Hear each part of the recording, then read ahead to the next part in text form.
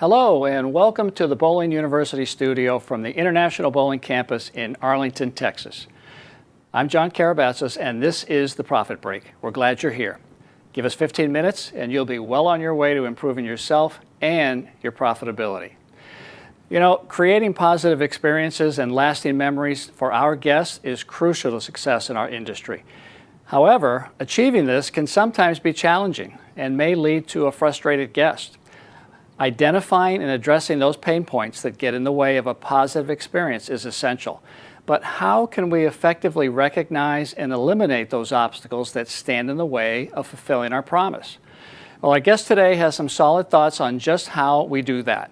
We're thrilled to welcome our special guest, Adam Toporek, who will share insights from his upcoming Thought Leaders Summit session titled From Hassle to Hero, Paving the Path for Positive Customer Journeys. Adam, thank you so much for joining us today. I appreciate you spending some time with us. John, thanks so much for having me. I'm excited about the keynote and the summit and excited to be here. We are too. We're really excited to have you at Summit. It's a topic that we don't spend enough time on, so I'm looking forward to it. So let's dig right into it in the short time that we have, and let's get to know you a little bit better. Tell us a little bit about your background and what got you interested in customer service. So I'm actually a third generation entrepreneur. So, I know the bowling proprietor. So I can relate to being a small business person. Grandfather owned a Main Street shoe store. Mom owned a children's clothing store.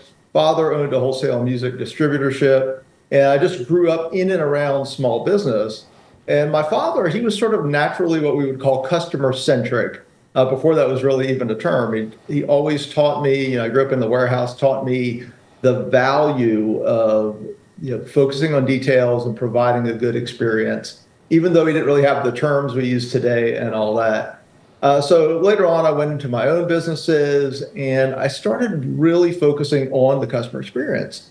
I started learning, seeing how key it was to every part of the business, to profitability, to employee happiness, to lack of just sort of general friction in the entire business. And eventually I started blogging. I released a book, Be Your Customer's Hero. And now it's what I've been doing for a while now. And I give keynote speeches and we do trainings across the country, even internationally. And as I've been doing this for over a decade now, I've really seen this industry, the customer experience industry, grow, and the science behind what we know, the research we have about customers, about what makes them tick, about what really drives results, has just exploded. And we have so many tools now that it's incredible. And I'm happy to be able to share some of those at the summit and today. That's amazing too that you mentioned it years ago, no matter what you called it, customer service, guest experience, it's always been, it's about delivering that great customer service. We just call it different things now. I guess the biggest difference is, like you said, now we have data. We have data to back it up and to help train people and so on. So good point. So, all right, so you've pretty much lived it all your life. So, all right, so tell us this. When you look at the, currently what's out there for entertainment centers in the environment that we live in these days, how important is that guest service, that customer experience? I would say experience is everything, really. I mean, obviously, there's a lot of physical plant. There's a lot of things that are a part of that experience. But being able to create experiences, overall experiences, is essential now because it is what's going to define you. And the thing is, you're not just competing with the center down the street. You are competing with Amazon. You are competing with Netflix. You are competing with social media and YouTube. And in many different ways, not only in that those are entertainment options, but in that they have set expectations for customers. Customers now expect things quickly. Customers expect things smoothly, right? They're used to getting things at the press of a button. They have less tolerance for hassle, which is what we're going to be talking about. And the thing is this, when you look at what will set you apart as a center, right? What's going to differentiate you from the competitor down the street? It's going to be experience. You may be the first one to get the new game or hop on the new trend, but that never lasts. Eventually, the center down the street is going to get the new game, is going to hop on the new trend.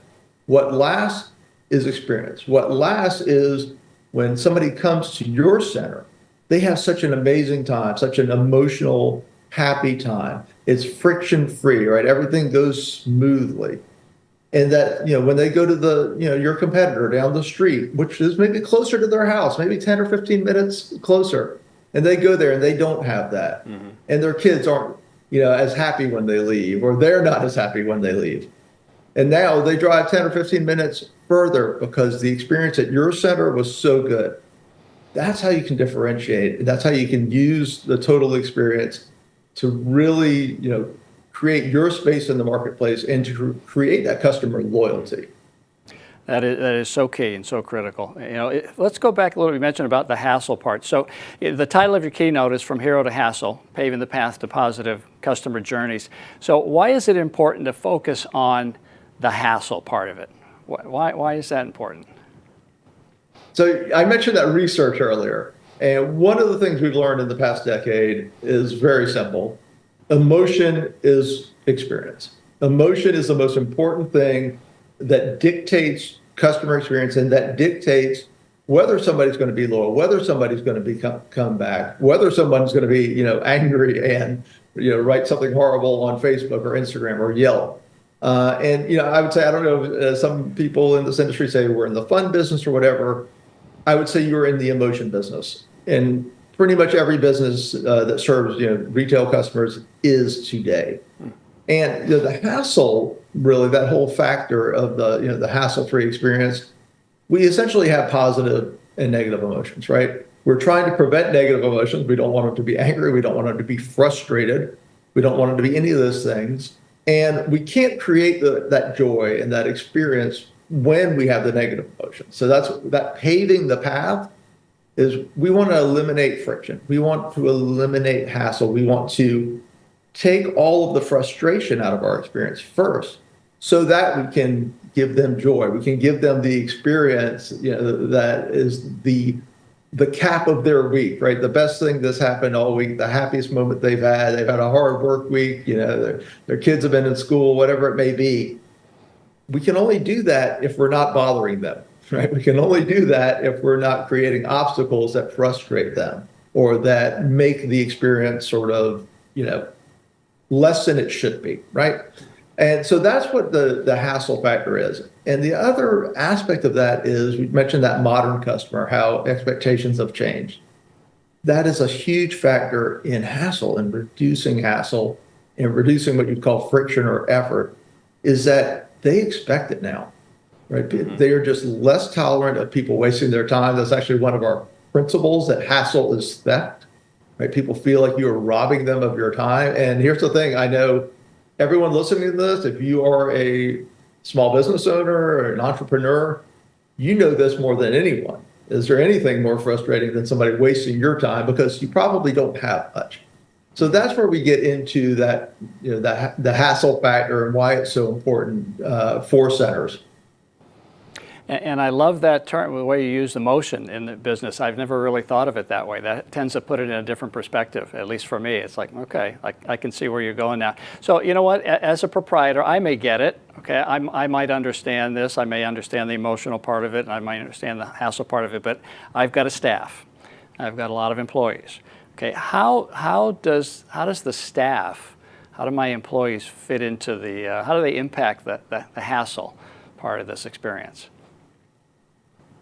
They are crucial. For one, technology is hugely important, right? We have to have the technology that helps, in our industry. It's all relative to your industry, but in our industry, the technology that helps make experiences smoother, the technology that people expect, whether that could be online booking or reservations or whatever it may be, right? The technology is very important, but what's going to matter? We talked about that experience. What's going to sink in and latch into somebody is going to be the human experience.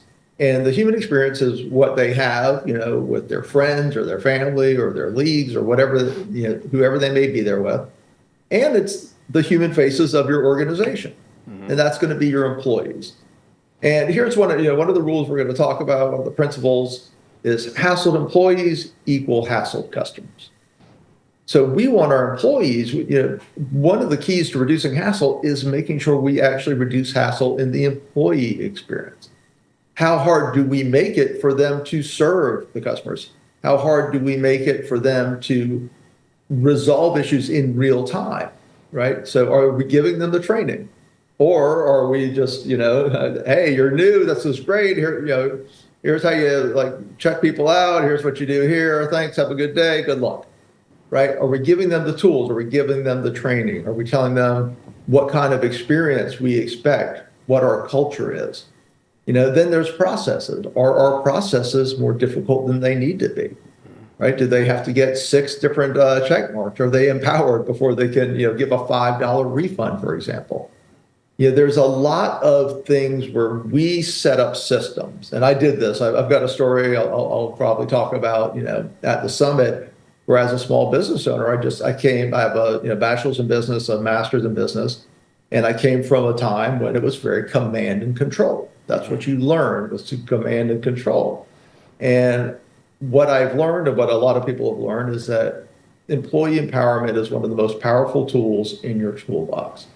And empowering employees, along with those other things I mentioned, giving them the tools, making sure the processes are, not part of the problem. Those are all important and crucial aspects of reducing hassle for the customers. That is powerful stuff, sir. It all comes back to that culture and your staff. I mean, you've got to treat them right if they're going to treat your guests right. That's good stuff. Yeah, you should have a lot of attentive ears and eyes at Summit, because all this hits home. It hits home, and they live it every day. So we've got time for one more question. So those members that come to the Summit and they come to your keynote session, what can they expect from that? What can they expect to walk away with, too? What am I going to learn? Well, I'm pretty high energy in interviews, but when I'm on stage, I usually talk like this, and it's pretty much like this. And you can expect me to. No, I mean, we're gonna have fun, right? We're gonna have a good time. Now, it is gonna be interactive. Now, the good news, John, I don't know if you have the exact time. I know I'm a little bit later in the morning, sort of 10ish or whatever. So hopefully everyone is well caffeinated and recovered from whatever they did in Vegas the night before. Because we're going to have an interactive experience. I will be pitching out to the audience once in a while. We're going to tell a lot of stories, and you're going to learn some great principles. And you're also going to walk away with this awesome little book, here, the Hassle-Free Handbook. And this will outline the key points that we talk about in the keynote, as well as give you some other information. There's a space for notes, and I've had people after speeches send me pictures like the next week, like, "Hey, I'm in my team meeting, and look what I got with me." So it's a really great resource, and it complements the speech well. And I'm super excited. We're gonna have fun. I agree. I'm excited. I can't wait to be in there. And just for a point of reference, all of our members are good little boys and girls, and they will be in bed, no later than 10 p.m. and up bright and early. So we don't have to worry about that, even though it is Vegas. So yeah, right. Okay. Well, Adam, that is great stuff. Again, I'm really looking forward to it. I think our members are going to enjoy it.